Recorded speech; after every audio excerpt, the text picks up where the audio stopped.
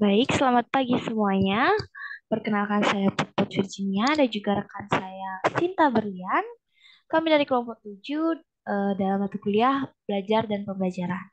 Nah, pada kesempatan sebelumnya kami telah menjelaskan mengenai teori humanisme secara teoritis. Nah, dan kali ini kami akan menjelaskan bagaimana teori humanisme dalam penerapannya di pembelajaran secara nyata, khususnya dalam pelajaran bahasa Inggris. Nah, pada kesempatan kali ini kami mengambil penerapannya dalam mata kuliah paragraph writing mengenai descriptive text yang digunakan sebagai bahan diskusi. Dan sebenarnya ini berdasarkan pengalaman kami, namun kami mengambil video yang model pembelajarannya sama sebagai ilustrasi. Baik, mari kita simak langsung videonya.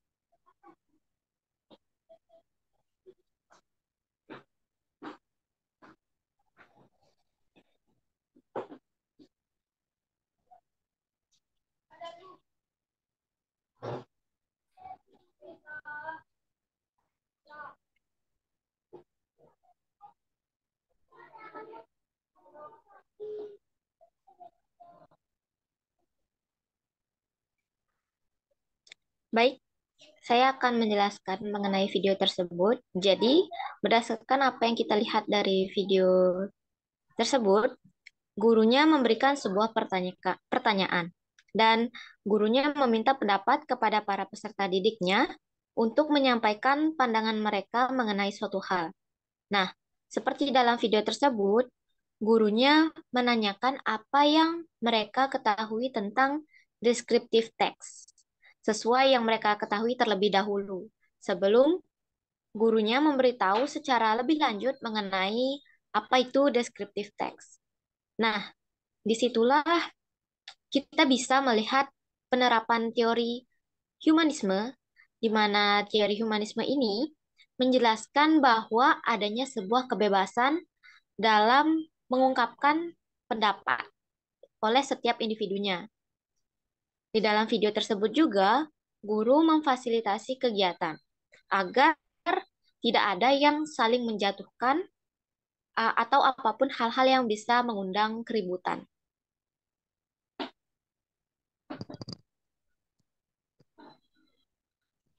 Nah, bisa kita setelah memberikan contoh deskriptif, contoh teks deskriptif teks, lalu para siswa diminta untuk menganalisis struktur dari pengembangan teks tersebut dan juga em, figurative speech apa yang digunakan dalam teks tersebut. Nah, dalam forum diskusi ini bisa kita lihat penerapan teori humanisme di mana dalam diskusi itu maka para siswa akan mengungkapkan pendapatnya masing-masing. Nah, di sana ada kebebasan untuk mengungkapkan pendapat. Lalu bisa kita lihat bagaimana guru sebagai pembimbing agar tidak ada yang saling memojokkan pada saat forum diskusi itu. Serta bisa kita lihat juga dalam penerapan teori humanisme itu adalah menggunakan kemampuan kognitif dari peserta didik untuk menganalisis eh, teks yang telah diberikan.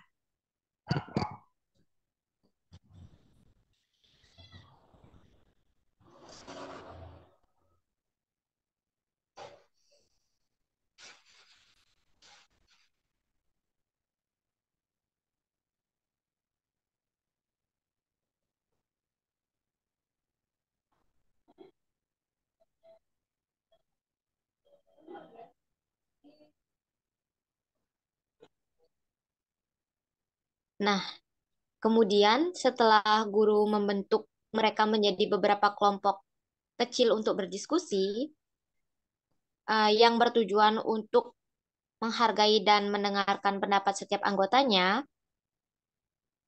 mereka melanjutkan untuk mempresentasikan apa yang telah mereka diskusikan dalam kelompok-kelompok yang sudah dibentuk tadi.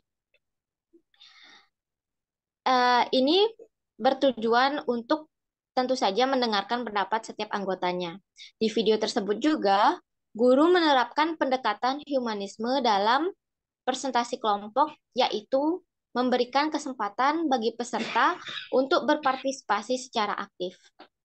Dengan mereka mempresentasikan hasil kelompok yang sudah mereka peroleh, ini dapat membantu untuk menciptakan pengalaman yang berpusat pada peserta didik, menghargai keragaman sesuai dengan implikasi teori humanisme, yakni menciptakan lingkungan belajar yang menyenangkan serta memperhatikan kebutuhan psikologis dan emosional peserta didik seperti diterima, dihargai, dan dicintai.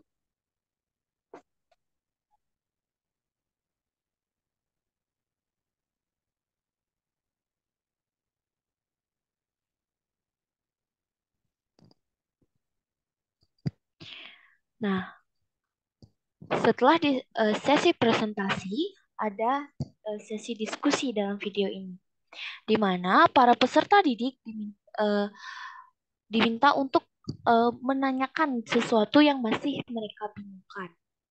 Lalu pertanyaan tersebut akan ditanggapi oleh penyaji lalu dan ditanggapi oleh penyaji. Selain itu, eh, peserta didik yang ingin menambahkan jawaban dari penyaji juga dipersilakan dalam video tersebut. Video yang tersebut.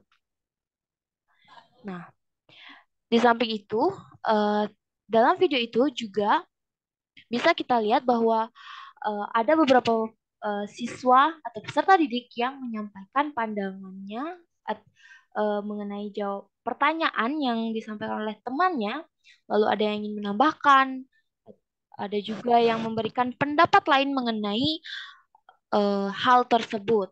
Nah, kita bisa melihat bagaimana seorang guru ini menjadi fasilitator dalam sesi tanya jawab tersebut dan mewadahi perbedaan pendapat yang ada dalam diskusi itu. Seperti yang kita tahu bahwa tujuan dari teori humanisme ini adalah memanusiakan manusia.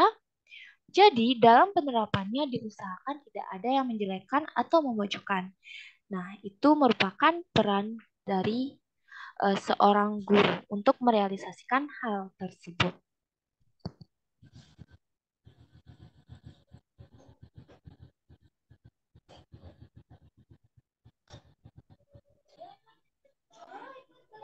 Jadi, kesimpulan singkat dari video yang telah kita tonton bisa kita taruh ulang. Jadi, kesimpulan yang bisa kita ambil dari video tersebut yaitu terlihat penerapan teori humanisme dalam pendekatan guru terhadap peserta didiknya. Guru memberikan kebebasan kepada peserta didik untuk menyampaikan pendapat mereka dan juga memfasilitasi kegiatan agar tidak terjadinya konflik.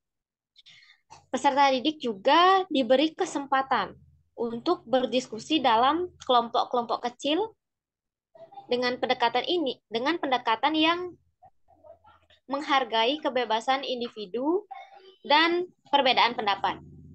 Guru juga berperan sebagai pembimbing dalam sesi tanya jawab dan memastikan kondusivitas juga mewadahi perbedaan pendapat. Ini sejalan dengan penerapan teori humanisme yang bertujuan untuk menciptakan lingkungan belajar yang menyenangkan dan memperhatikan kebutuhan psikologis dan emosional peserta didiknya.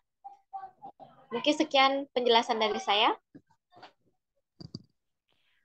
Baik, itu tadi penjelasan dari kelompok 7 mengenai penerapan teori humanisme dalam kehidupan, dalam pembelajaran secara nyata.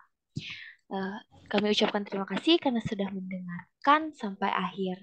Dan sampai jumpa.